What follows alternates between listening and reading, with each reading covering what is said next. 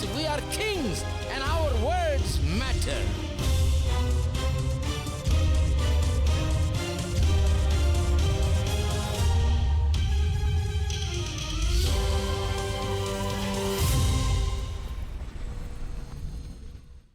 We are more than conquerors. See, when we go and fight, when we go and argue, that's a loser's attitude.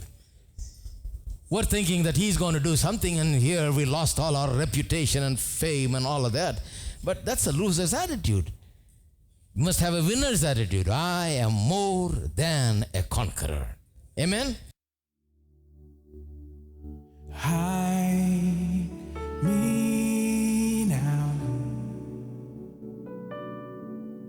under your wing. Cover me within your mighty hand. When the ocean rises, thunders roar, I will soar with you above the storm. Father, you are king over the flood. I will be still, know you are God. I will be still, know you are God. Find rest, my soul, in Christ alone. Know His power in quietness and trust.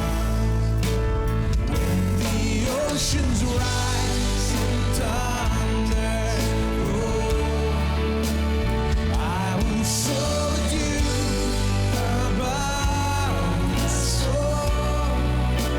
Father, you are king over the flood.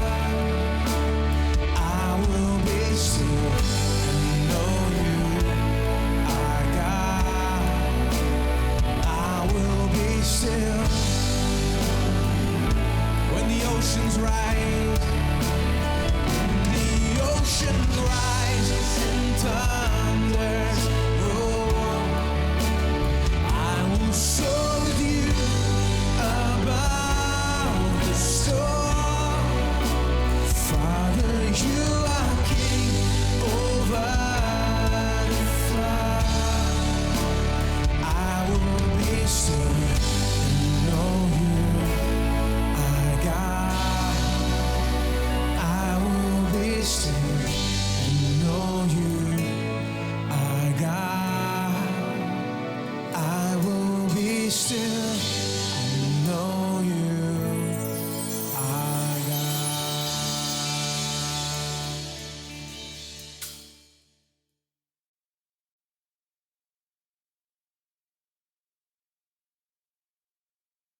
I'll show you how much the devil would go send people before he went to a place. Before Paul arrived in a town, a letter would arrive there saying, this man is coming, be sure to beat him up.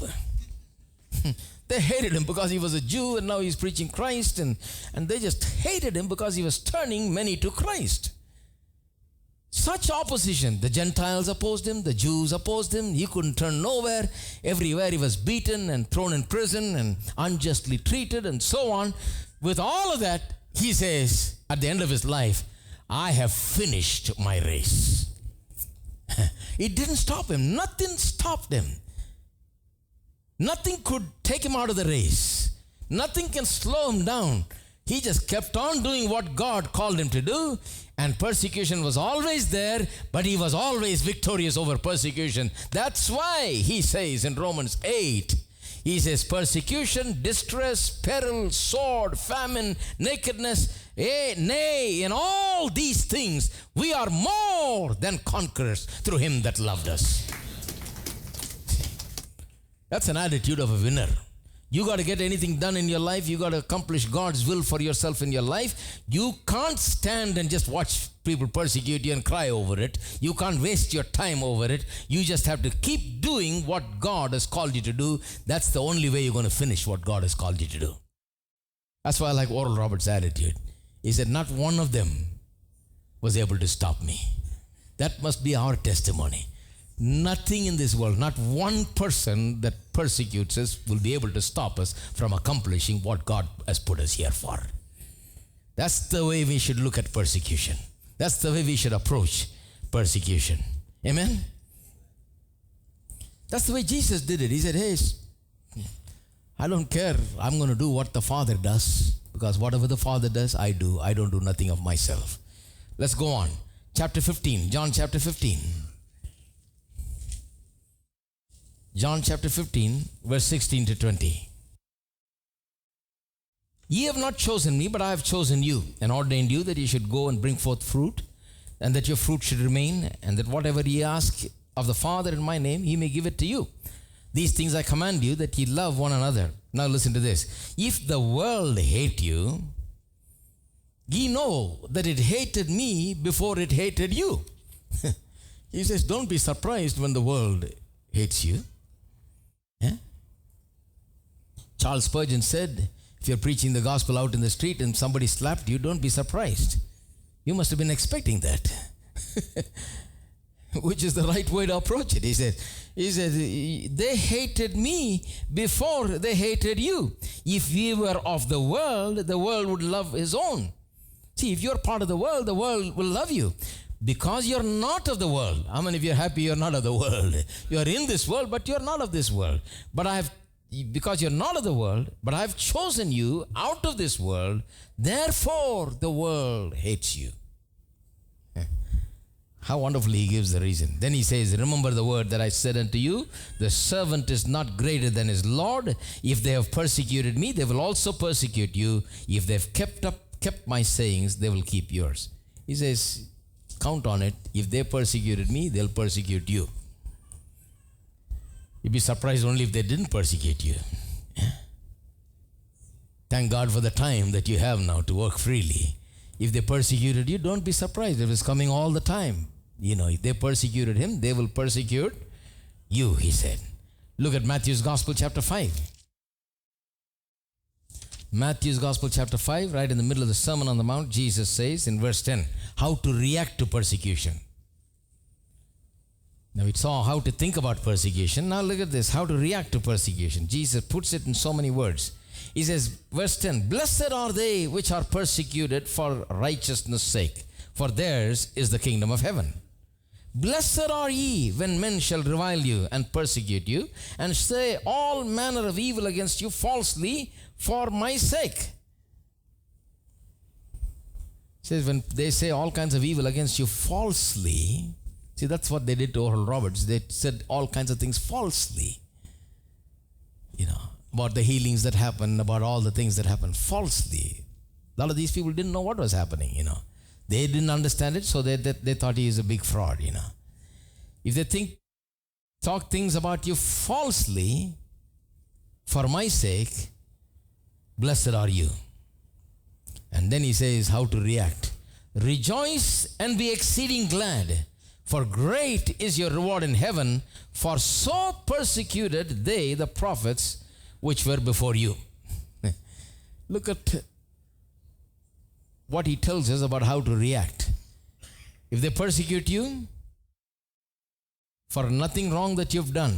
See, when somebody persecutes you, you got to first, somebody says all kinds of accusations against you. First of all, you need to look at yourself and see if those accusations are true. If they are true, let me suggest that quickly and quietly, you correct all those mistakes and act like nothing has happened, that you've been always right. See, I'm giving you all these nice ideas. And thank God that they have been a help to you to correct yourself, and decide that you will never again give them an opportunity to talk about you in that way. You have done wrong and they talked about you, but never again. you will set that right and you will live right hereafter. Make that decision and live it right. Amen? And thank God for the opportunity that you got to correct yourself. Right? But if you look at yourself, you have not done anything and it's all completely false accusations that just come out of envy and jealousy and so on. People just talk nonsense, If that is like that, then what do? Then just go home or go somewhere, lift up your hands and shout for joy and jump up and down and have a big party. That's what it says. It says, rejoice and be exceeding glad. Have a big party. Be happy. Be happy that these people falsely accused you. Why? Because great is your reward in heaven. They're adding to your account in heaven. Great is your reward in heaven. And then it says, so persecuted they the prophets which were before you. Now you've joined the big league. Now since they're talking about you, that means you are a big man. You are a famous guy.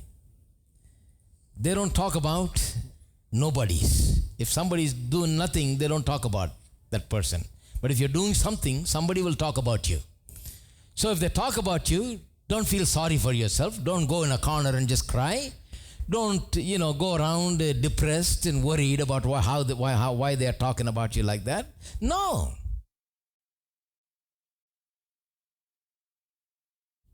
Rejoice and be glad. Amen? That's another opportunity to rejoice and be glad. Right? Now this happens to everybody, I think. I get sometimes letters, some guy just chewing me out, I don't even know who he is, just writes to me every day, just cursing me out, But we always need stuff to rake up all the dirt, you see. So we use all these papers for that purpose.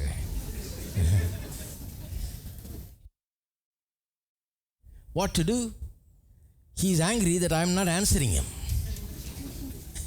I am writing to you so many times, you are not answering me. In my life, I'll never answer. I will never, he'll never get an answer from me. Not if it was not constructive. If he's just going to curse me out like that, then he's welcome to waste his pages and waste his time, and I have no time to read it. We have a special garbage for all of that. It goes into that, But the thing is this, don't be discouraged about it. Don't be worried about it. Don't feel sorry about it. Rejoice and be exceedingly glad. Amen? Be exceedingly glad. Because great is your reward in heaven. I tell you, I really believe that reward is not only in heaven, it's also here. Because I'm experiencing it here. Now listen to Luke chapter 6. Luke chapter 6. Jesus once again says this.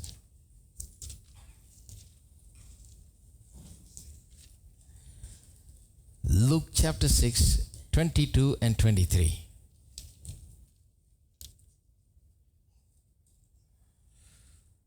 Blessed are ye when men shall hate you, and when they shall separate you from their company. What does that mean?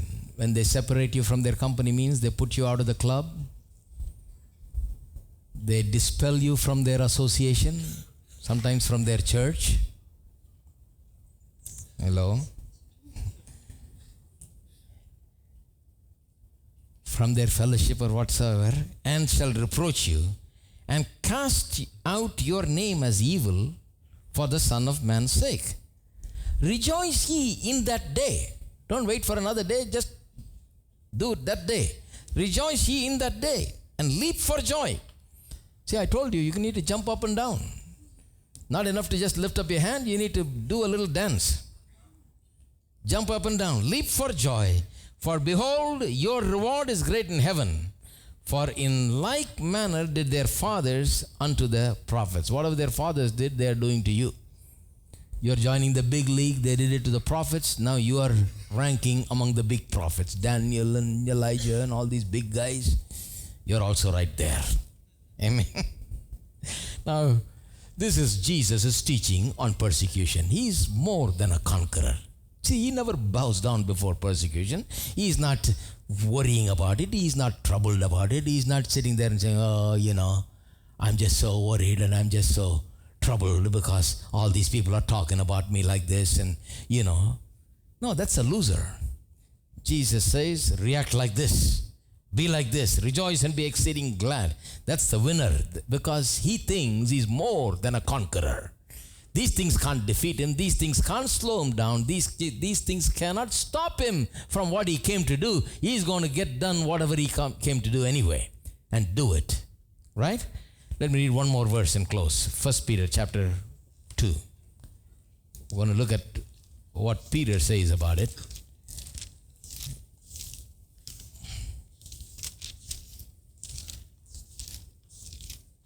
1 Peter chapter 2 and verse 15.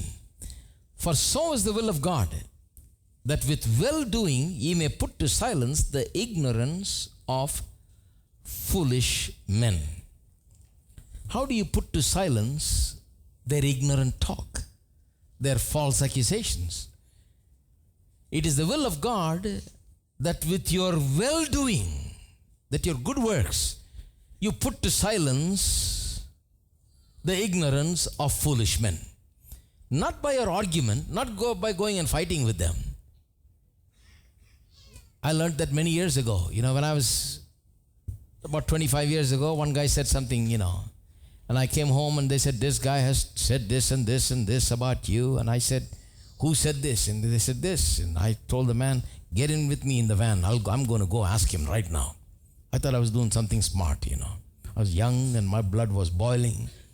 I was ready to do something about this guy, So it was midnight already. So I got in the van and the van makes a lot of noise, I mean, in those days, that was a different van, If I brought it here, you'll all think I'm crazy. I took that van and went to wherever he was, just outskirts of town, and all the people in that street were sleeping on the outside of the house, with the little cots and mats just on the street, like on outside the house. Everybody was sleeping, and I knew exactly this house, and I went straight and stopped the van right next to his cot, And the guy woke up, and I gave it to him good. I said, how can you talk this nonsense about me? Who do you think you are? If you can talk like this, yeah, I can do much more, and whatever you can do, I can do 100 times more. You know who I am, this, that, and everything I gave. And I was so mad. My blood was boiling, How many of you think I got blood boiling too sometimes? It was full of the flesh, I didn't realize it at that time. I thought this was the right thing to do. I thought I'll bring fire down from heaven and, consume that guy, It was something nasty he talked, And it was totally false. And I was so mad. And I chewed him out, and, the whole street, everybody woke up and they're all watching, what's happening. And then I came back home. Then I thought about it. I couldn't sleep all night, and I thought about it. I thought I wasted my time with this fool because he's never going to change, All my shouting is not going to change him. And I found out the next day he got up and went everywhere and told everybody that I came at night and made a big ruckus and woke up the whole street and shouted at him. And what a nasty thing it was. He never talked about what he did, but he talked about what I did, So more rumors, more things spread. And this time he was telling about what I did in the middle of the night, coming to his house. At that time I didn't know 1 Peter chapter 2 verse 15. Then I came to know that it is not the will of God for me to go and fight with him to make him right and silence him, because I could never silence him with fighting with him. I must silence him by becoming really good and better than ever before, and doing my work even better than ever before, and succeeding in what I do, and being a decent person, and doing my work in a proper way, in such a way that nobody can accuse me. And then that will silence him. I learned that day. That's the will of God, that we put to silence the mouths that talk about us by our good deeds, not by our good arguments. I tell you, I'm very good at arguments. You know, I can argue, and I'm a preacher, and I can talk, you know. Words flow, whether I'm preaching or otherwise. But that's not the will of God. The will of God is by my good works I put to silence this foolish talk, this foolishness. His foolishness will be silenced only by my good works. And I tell you, I determined that day. I felt sorry that I ever did that, and I asked God forgiveness. I said, Lord, I'll never do this again. And I never did that again. That was that day that I learned that this is not going to work. I'm going to do the will of God and silence. And 25 years later, you ask where that guy is, you know. I tell you, you got to ask the police to find him, because I don't know where he is, but I'm here. And I am doing well by the grace of God. He was not able to stop me by his malicious talks, by his foolishness, by all the accusations, by all the false things that he alleged about me. He was not able to do anything. I thought he was going to cause a big damage, but he was not able to damage anything. I am still here by the grace of God. That guy, I don't know where he is. You'll have a difficult time to find him, because he did not take that opportunity to make himself right, I think.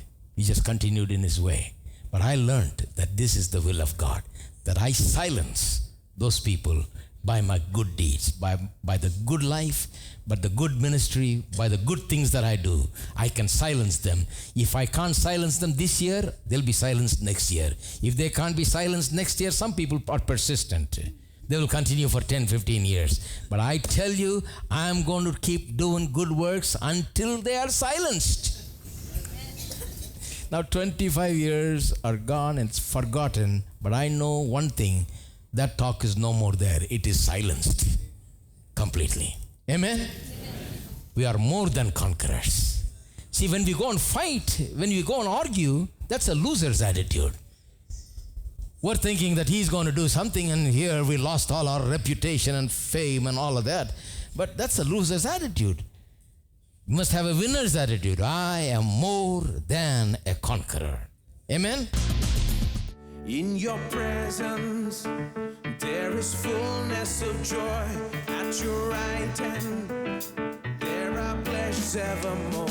You surround us with your favor, O Lord. The earth is full of your goodness. The earth is filled with your love.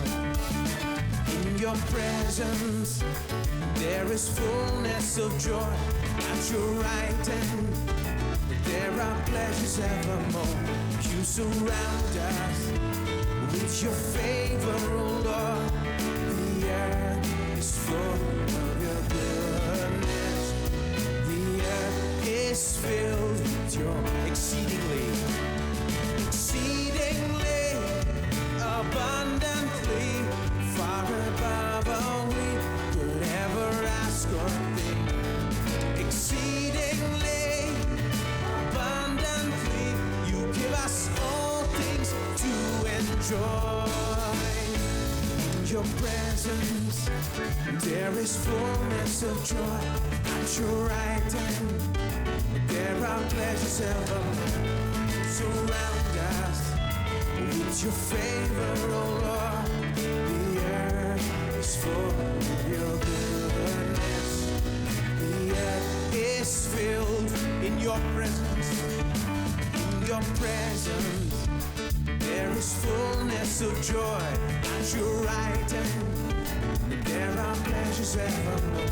You surround us with your favor, O Lord. The earth is full of your goodness. The earth is filled with your exceedingly abundantly, far above all we could ever ask or think. Exceedingly abundantly,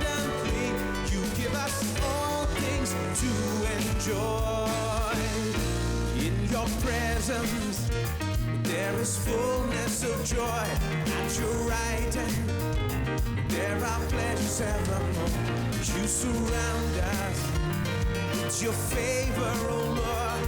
The earth is full of your goodness. The earth is filled with your exceedingly abundantly, far above all we could ever ask or think. Exceedingly, you give us all things to enjoy. In your presence there is fullness of joy. At your right hand there are pleasures evermore. You surround us with your favor, oh Lord. The earth is full of your goodness. The earth is filled exceedingly, exceedingly abundantly, far above all we could ever ask or think. Exceedingly abundantly, give us all things to enjoy. In your presence there is fullness of joy. At your right hand there are pleasures evermore. You surround us with your favor, oh Lord. The earth is full of your goodness. The earth is filled exceedingly, exceedingly abundantly, far above all we could ever ask or think. Exceedingly abundantly, you give us all things to enjoy. In your presence there is fullness of joy. At your right hand there are pleasures evermore. You surround us with your favor, oh Lord.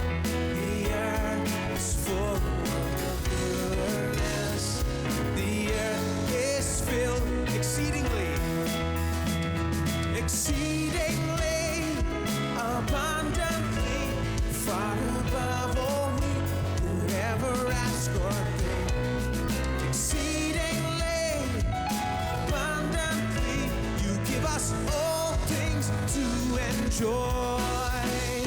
In your presence there is fullness of joy. At your right hand there are pleasures evermore. You surround us with your favor, oh